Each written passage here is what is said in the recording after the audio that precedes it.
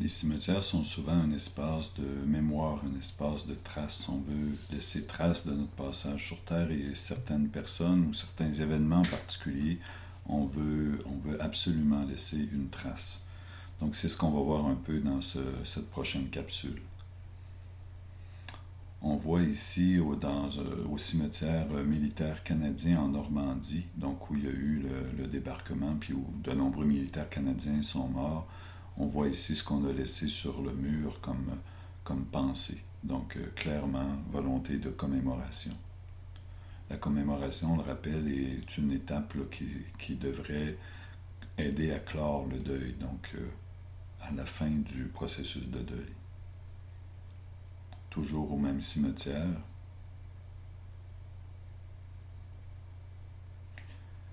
Toujours au même cimetière où on rappelle le débarquement canadien. Donc, clairement, ici, la volonté de mémoire est exprimée. Photo ici de Louise Tanguay. Toujours au même cimetière. On voit un peu l'histoire derrière le monument.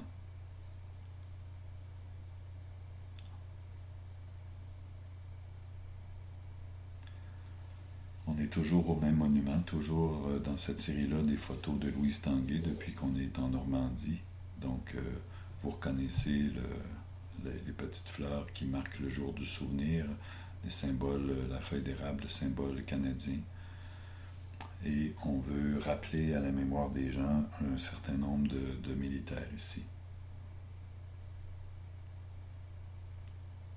Toujours des photos de Louise Tanguay. Donc ici, on ajoute au monument aussi des photos, toujours sur le même site.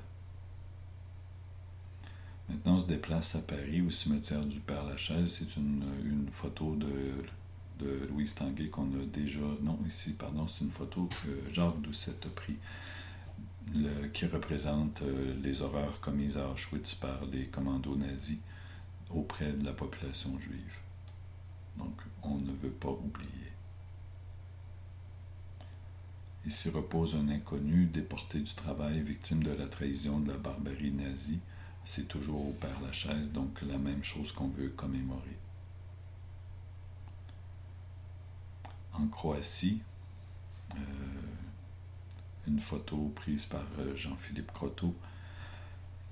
Une série de personnes ici, leur nom, leurs photos, un tombeau. Ici, c'est à Prague, une photo dans le ghetto juif de Prague. Donc, tout ce que vous voyez sur le mur ici, ce sont des noms de personnes qui sont mortes pendant la Deuxième Guerre mondiale, des Juifs.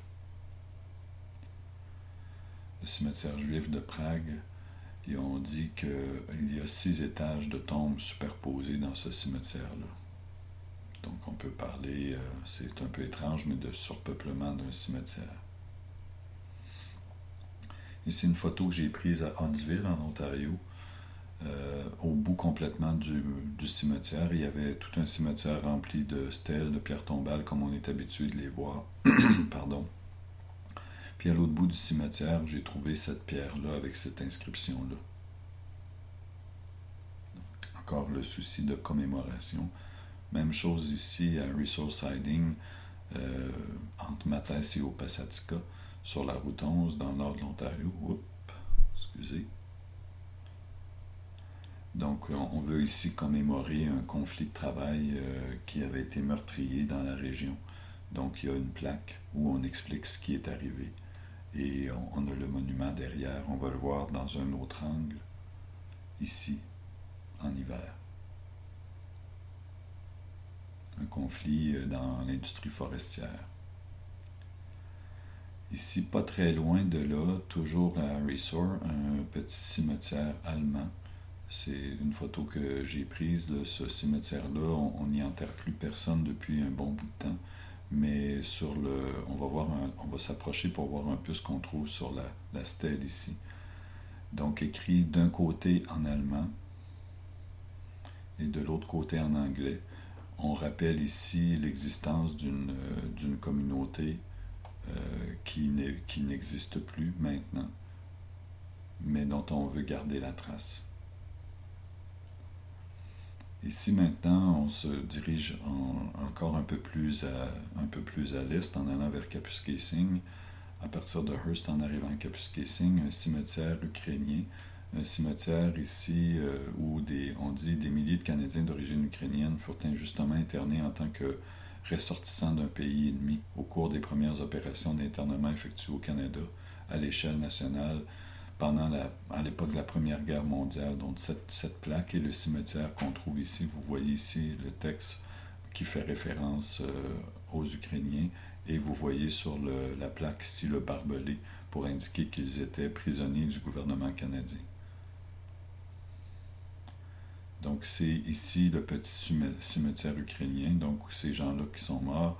Le cimetière, à l'époque où j'ai pris la photo, il y a quelques années, était en très mauvais état. Il vient d'être rénové, je ne suis pas retourné faire de photos depuis, mais le monument collectif ici derrière et toutes les pierres, tout ça a été retravaillé. À l'entrée du cimetière, on retrouve ce monument-là avec un personnage pour nous rappeler toute cette époque et cette inscription.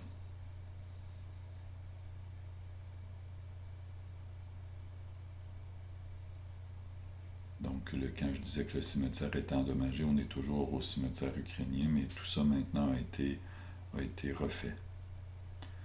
Certaines plaques étaient très simples, là, on voyait c'était des petites inscriptions en bois. Maintenant, des recherches ont été faites par des historiens. On a retracé les noms de toutes ces personnes-là. Ils sont inscrits clairement maintenant.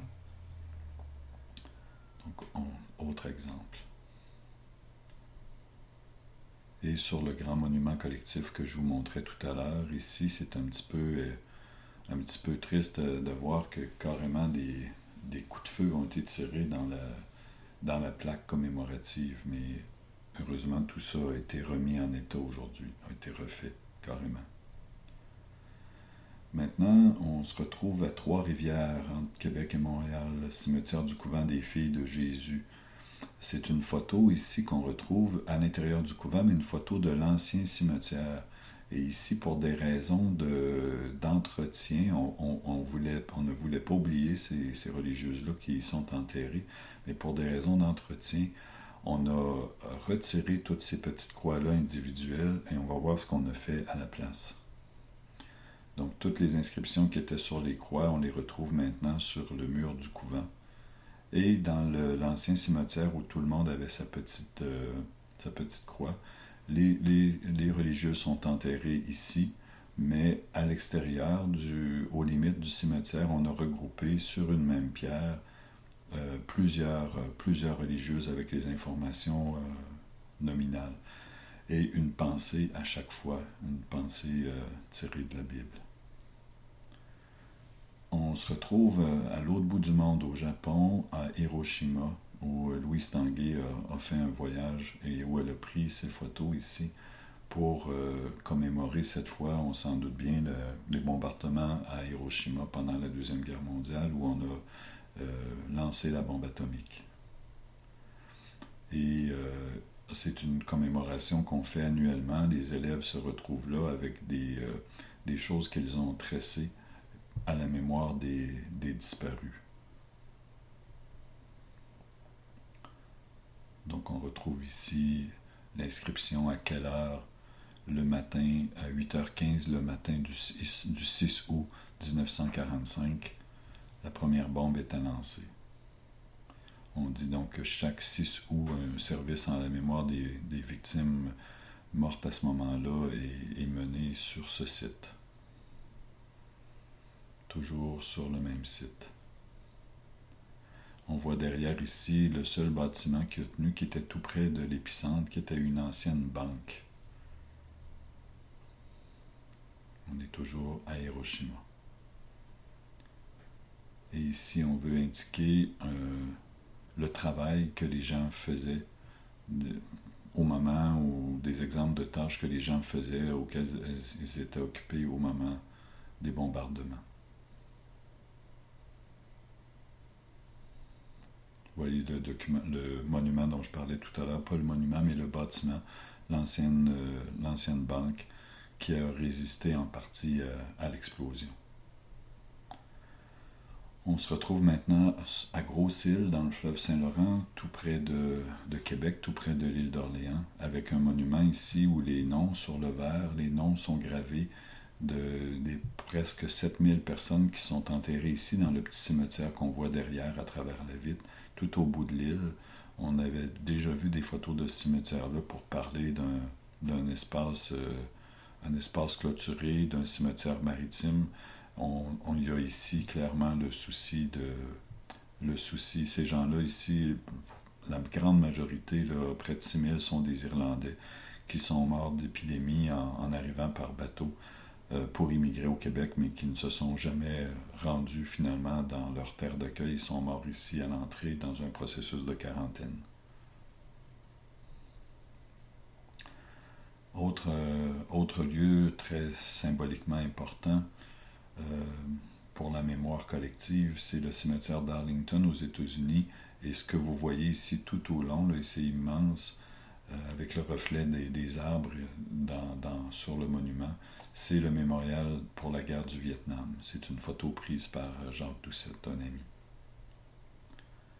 Dans le même cimetière, un mémorial pour l'équipage de la navette spatiale Columbia qui avait connu une fin terrible, un problème lors du décollage et l'explosion de la navette avec la mort de tout l'équipage. Donc, de l'autre côté. C'était le 1er février 2003, donc encore le même souci de commémoration. C'est ce qui termine cette section.